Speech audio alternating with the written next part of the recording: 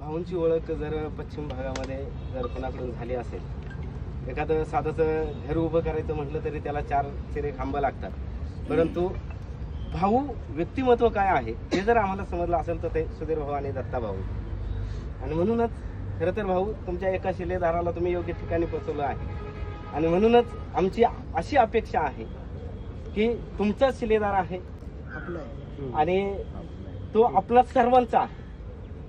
आणि म्हणून केवळ आदिवासी समाज नाही तर संपूर्ण पश्चिम जो भाग आहे त्या भागाचं एक नेतृत्व.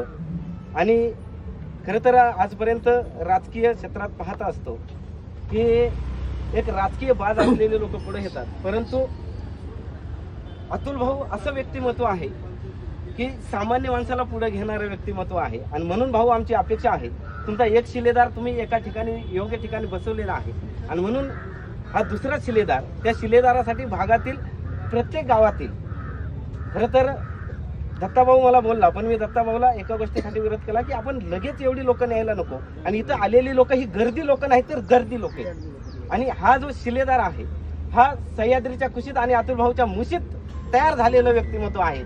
आणि म्हणून दत्ताभाऊ सारखं व्यक्तिमत्व खरंच आम्हाला पाहिजे. दत्ताभाऊ माग आज केवळ हेच लोक नाही तर संपूर्ण पट्टा हा ठामपणे उभा राहील. कारण दत्ताभाऊच्या माग उभं असलेलं जे काही व्यक्तिमत्व आहे, उभा असलेला जो चेहरा आहे ते म्हणजे आमचे अतुल भाऊ.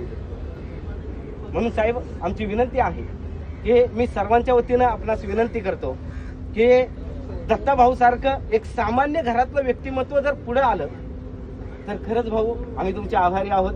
म्हणून त्याच्यातले पहिले शिफारस मी आपल्या या ठिकाणी समाजाच्या माध्यमातून करत आहोत आणि आमच्या भागाच्या माध्यमातून करत आहोत. धन्यवाद. जय शिवराय.